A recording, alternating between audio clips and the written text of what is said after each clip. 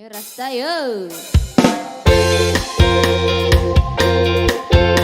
Zamane anjene wis ora kena.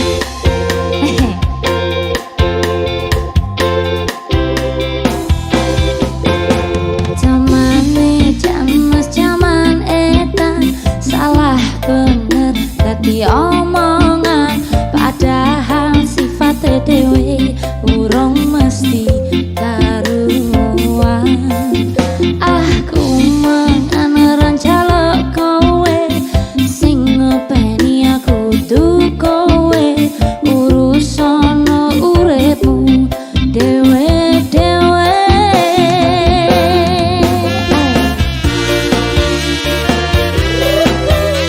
Mangan yo tuku-tuku dewe aku orane sing nugoni.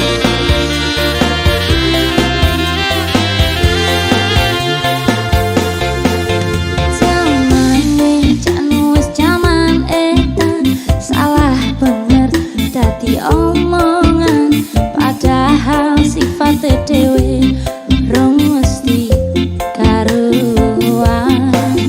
Aku mangan renjaluk kowe sing ngopeni aku tuh kowe urusono uripmu dewe-dewe.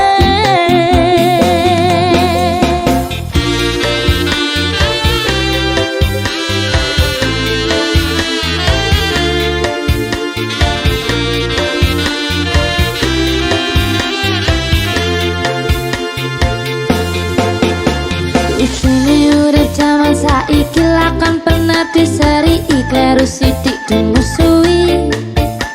Ana meneh crita ora kenal jujur hati kanca tolan isa-isane melok urusan sing dhek ora paham.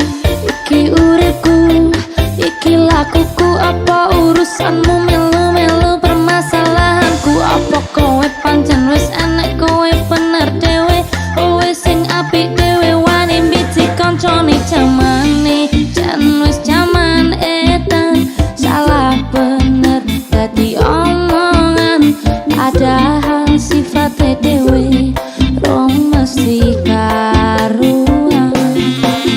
Aku manganeran jaluk kowe sing ngopeni aku butuh kowe urusono uripmu dewe-dewe.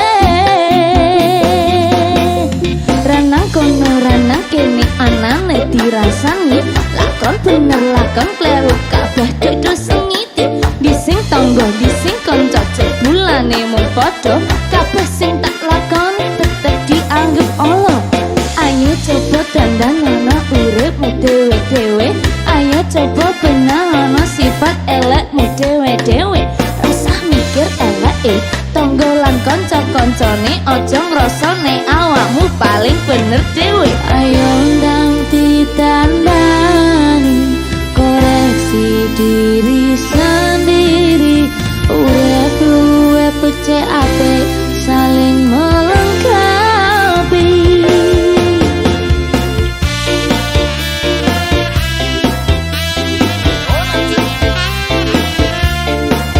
Sapa aku kak?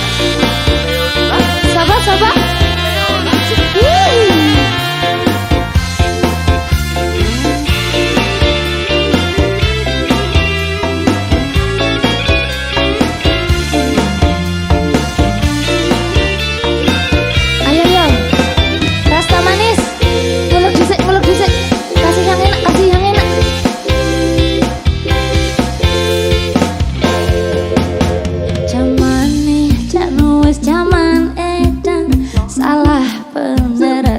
Omongan padahal sifatnya dewe urung mesti karuan. Bagian gini aku manganeran jaluk kowe sing ngopeni aku utuh kowe urusono uripmu dewe-dewe. Zamane jan wis jaman edan salah bener dadi omongan padahal sifatnya dewe apa urung mesti bener yo nan kok iso ngurusi aku